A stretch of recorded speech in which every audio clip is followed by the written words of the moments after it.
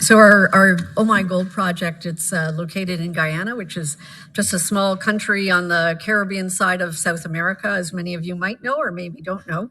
But it has proven to be a hotspot recently for the value creation in the gold space. And that's been a bit of a rarity in the small companies.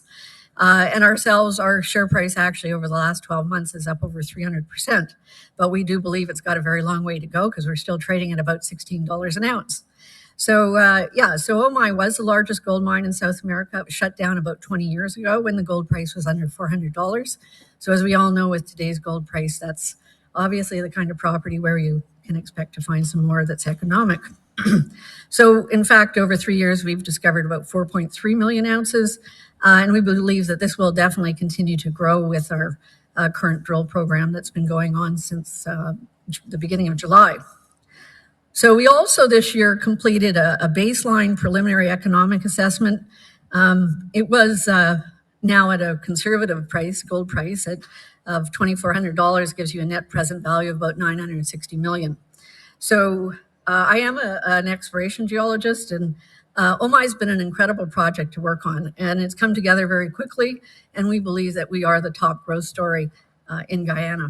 So just before I flip forward, what you're looking at is our two deposits. The long one is the Wenot deposit. It's a shear-hosted deposit. These are both orogenic gold deposits. And at the pit, the Wenot produced 1.4 million ounces, but we've already discovered another 2.4 million ounces. And this thing's huge. It's 2.5 kilometers long and probably still extends along strike, but we haven't got that far yet. So the other deposit is an intrusion-hosted deposit. It's only 400 or 500 meters away. And the upper part of that produced 2.4 million ounces. And then it hit a sill, and the mineralization continues down below. It was drilled. It's got 46 holes, 27,000 meters, and there's another 1.8 million ounces there. And like most gold-bearing intrusions, you can expect that mineralization to continue at depth. And in fact, we just started a drill hole on that this morning. So we'll just move forward. Obviously, I'm going to make some forward-looking statements and also talk about some of the exploration targets. So I say the Omai project and being in Guyana, we're in the right place, the right time, and it's the right project. So there is a high market interest in Guyana, as many of you probably know, ignited by some of the big discoveries and also some acquisitions at very premium valuations. So it's got proven geology where you're in the Guyana Shield. It's a greenstone belt, and it hosts several deposits that are over 10 million ounces. So you know you're in the right area. So orogenic deposits, as we all know, those of us who've worked in Ontario, Quebec, West Africa, they often are very large and have very deep roots. And Guyana, in fact, has a very long history of gold mining, and the government is encouraging large-scale mine development very aggressively, and there is strong community support as they see great jobs at large operating mines. So I guess the ecosystem for mining is also very robust right now. The major and mid-tier companies, they're all making very, very good profits because of the high gold price, maybe Newmont being the exception. But basically, these big companies want to grow quickly. They see the gold price. They've got the funds for developing projects. So they are looking for large-scale acquisitions, projects that have sort of the 5 million ounces, have potential for a 20-year mine life, and also in safe jurisdictions. So I've just put here some of the significant Guyana Shield acquisitions. You can see the valuations per ounce have increased over time to the recent ones. So we're sitting there with a 70 million market cap, 4.3 million ounces that are, in our opinion, very developable ounces, and about $16 an ounce. So we have had a rapid discovery over the last 3 years. We're now sitting at 4.3 million ounces. It produced 3.8. So you're looking at a project that already has a gold endowment of over 8 million ounces. 100% owned. It's direct from the government. And we did put a PEA out that was quite robust. It was only on 45% of our resource. And we're very pleased to have done that because it advanced us in several ways, including applying for environmental permits with the government because they wanted to see a mine plan. So 87%, when you're working on a previous producing mine, a lot of people think you must be looking deep. But in fact, we're not, and I'll show you why. But 87% of our open pit resource is in fact above 330 meters. We do have a lot of exploration targets for expansion. And one of the key aspects of the project is it is a lower risk redevelopment type project, and the government very much looks at this as a redevelopment. And we have great road access. We've had very consistent results very quickly. We have a large database that we inherited that has all the previous information, so that made our task a little easier, and our discovery cost has been well under $5 an ounce. So in the near term, the catalysts are we are drilling quite quickly right now. We started in July. We're already through our first 10,000 meters, and we're just starting into our next 10,000 meter program. Very much at the end of Q1 next year, we want to be expanding our resource, and then we would go from there into an updated PEA. Now that PEA is going to be very different from our baseline PEA that we came out with, because we're going to include the underground deposit as well, plus the expanded resource at Wenot. So just taking a quick look here, we have road access from Georgetown, which is the capital city on the Caribbean. And the road has always been paved down to Linden for decades because there's a big bauxite mine at Linden. And in fact, when Omai was in production, 90% of the workforce lived in Linden. The good news is with all the oil money flowing into Guyana, they're doing a lot of infrastructure projects. And so one is paving the road that goes to Brazil. Conveniently, it goes right by Omai. And so we are already paved 40 kilometers south of Linden. And basically within the next 8 months, we would expect it to be paved to within 8 kilometers or 10 kilometers of Omai. The bottom left, you can see there, I'm standing on the highway. It's a very nice highway. And I think my record time, we got down there a few weeks ago driving from Georgetown in about 3.5 hours, which is great. So once that road's done, we would expect the workforce to be in Linden. It's going to be about an hour and a quarter, maybe an hour and a half drive. So that's a great place for a mine. You can see that it's a cleared site. We have good warehouse facilities that we've repurposed with offices and accommodation. And we also have an airstrip online. This is a project that would be very easy to develop. So just enough said, Guyana really recognizes when Omai was in production, it was the heyday of economic prosperity before the recent discovery of offshore oil. So obviously most people in Guyana, I would say all people have a relative, an uncle, a cousin, someone who worked at Omai, and it was good times for those people. So very encouraging on seeing the redevelopment. So it is a classic greenstone belt, and our Wenot deposit is a shear-hosted deposit that lies along the contact between mafic volcanics on the north and some sediments on the south, very similar to what you'd see in a lot of the Quebec deposits. That Wenot shear is a very regional unit, and it saw deformation over many generations. So the Gilt Creek deposit is only 400 or 500 meters to the north of it, the circular item, and there's an intrusion there.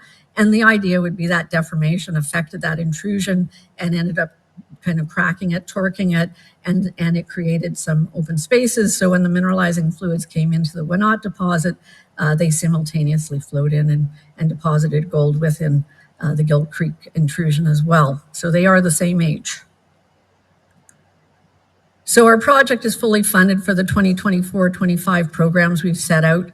And really we're building upon what we consider a robust PEA with some expansion. So the top right, you can see the Wenot deposit, and you can see that there's multiple subvertical zones. And in fact, those subvertical zones in the mid part of the deposit, they cross almost 400 meters. So you're not looking at just one zone. There's multiple zones along that. And that's very important when you look at the size of the deposit and the potential. Now, we have put out 2 sets of drill results to date. I guess one thing I would just note is, this would be an open pit mine, so our cutoff is 0.35. And some of these intersections we're seeing like 10.93 or 7.5 meters. We had 3.13 grams over 43 meters. And in the same hole, another intersection of 2.2 over another 43 meters. So each hole is intersecting multiple significant zones. So we'll only look at this for a second, but it was always hard to explain to people. Like a lot of times when you see a long section, you'll only see one of these. So each one of these long sections is a 50-meter slice. But as you go, you can go to the north and you can see the different zones, and each one has significant mineralization. And you can see from this that a lot of the deposit is still only drilled above 350 meters. So we have a lot of work to do, and there's a lot of gaps that we haven't drilled as yet. So a lot of the drilling we're doing right now, it's not infill drilling. It is going to expand that resource. So a few takeaways from this. You can kind of see that we have some drilling to do along strike, but also at depth for sure. But on the bottom left, we actually break it down into each 100-meter slice. So you can see as we go down to the areas where there was no previous mining, like between 200 and 300 there, you can see that we actually have almost 1 million ounces, and it's at 1.88 grams. And as you go deeper, obviously we have less drilling, but you can see that the trend that the grade appears to increase with depth, and that is what we see. And you can see that from the red and purple up in the long section above, and the purple is actually over 5 grams per ton. And that's what you want to see, because once you take your pit down to 400 or 450 meters, you're probably going to do a decline and go underground on some of those higher grade zones. So our super pit, this is sort of the baseline. To us, it's a starting point because it's only 45% of the resource, but it was a great start. And I think it woke the market up to realize this is a very developable project, even when we're looking at only a small part of our resource. So this is the second deposit. And in fact, it may be more economically robust than the other. Although this is underground, the top is only 300 meters deep. And you'll see on the black bars there, the black bars on those are greater than 100 gram tons. So some amazing grades, very wide zones. They are, as I said, essentially flat lying, a little bit different. And the other issue is, although it's an underground mine, this can be developed at any point in time. It's separate from the open pit. So in other words, you can ramp down. It's not in any way tied to the development of the other open pit. 2/3 are indicated, so it's well on its way, and we've started doing some stope and ramp design on this because we want to have that work internally done for when we do that next PEA. So our board is just expanded. We have a lot of technical expertise on the board and financial expertise. Drew Anwell is just added to the board a couple weeks ago, and really happy to have him. He had been on the board of Gold Source, which is another Guyanese company, but also Drew he's a mining engineer, and he was an integral part of the development of the large Detour mine, which is similar in the sense that there's a very large open pit mine there. I think it's the largest mine in Canada now. And so he looked at our data, was quite enthralled with it. So it's always great to get new excitement into the team. And our share price is up over 300%, and we're still trading at only $16 an ounce. So I think we did a recent financing. I would just say we're very pleased that over 90% of the financing went to large institutions, the largest being Mackenzie, Franklin Templeton, Rothschilds, and Schroders. So so that's us, and stay tuned for results. Okay, thank you very much. Now we have time for a question or two. So any questions from the audience? Okay, well, I'll ask a question then. Okay.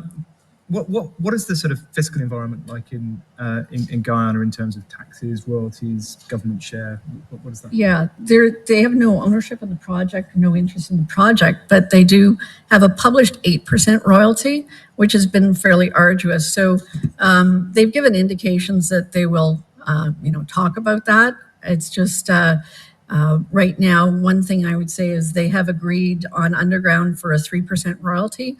So, for example, on a blended basis, that'd be about 6%. On the tax rate, it's about 20 or 25% as negotiated.